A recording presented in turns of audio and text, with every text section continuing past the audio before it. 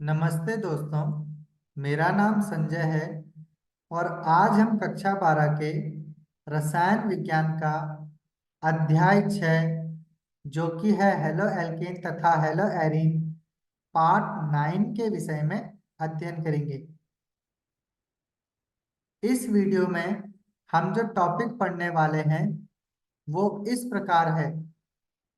नाभिक रागी प्रतिस्थापन अभिक्रियाओं के त्रिविम रासायनिक पहलू।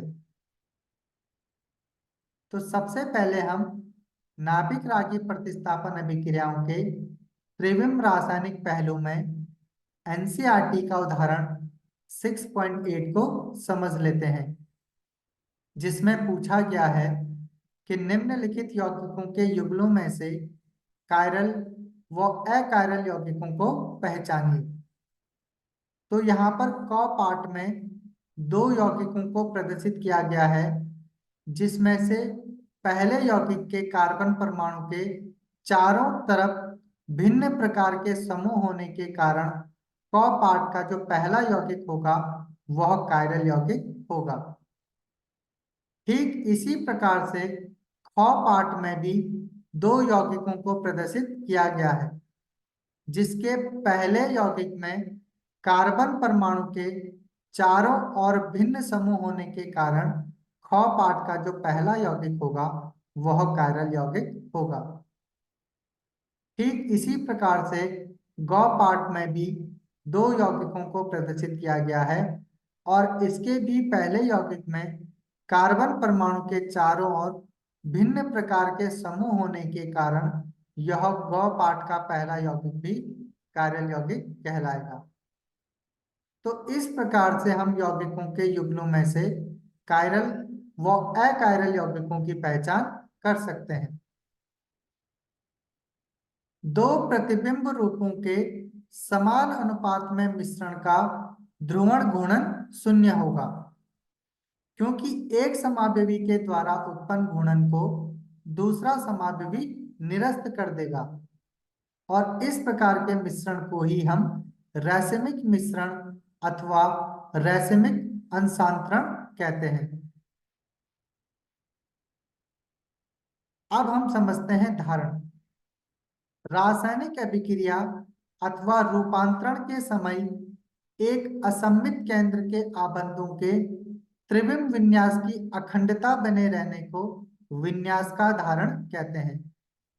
यानी कि किसी भी रासायनिक अभिक्रिया में यदि एक असममित कार्बन परमाणु के चारों तरफ भिन्न समूह का जो त्रिविमीय विन्यास है वो समान रूप से बना रहता है, तो इस प्रकार से इसे विन्यास का धारण कहते हैं।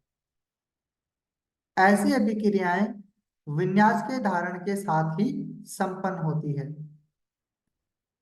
उदाहरण के तौर पर यहाँ पर 2 मेथिल ब्यूटेन 1 ऑल को प्रदर्शित किया गया है। यदि इसकी अभिक्रिया हम HCl के साथ कराते हैं तो HCl का H परमाणु OH के साथ मिलकर H2 बना लेता है, जबकि Cl परमाणु OH के स्थान पर आ जाता है।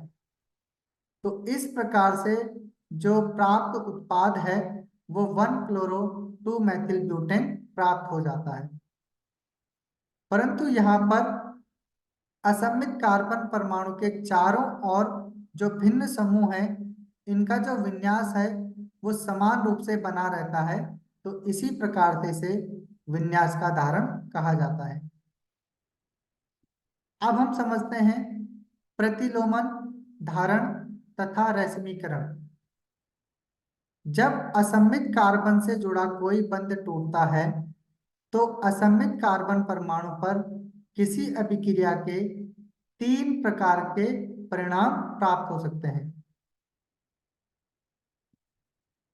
अब यहाँ पर एक असममित कार्बन परमाणु जिसके चारों तरफ भिन्न प्रकार के समूह जो है वो जुड़े हुए हैं, यदि यह अभिक्रिया करके क यौगिक देता है तो इस प्रकार से इसे विन्यास का धारण कहते हैं, क्योंकि क यौगिक में जो असममित कार्बन परमाणु है इसके चारों ओर जो भिन्न प्रकार के यौगिक हैं ये समान रूप से जुड़े हुए हैं।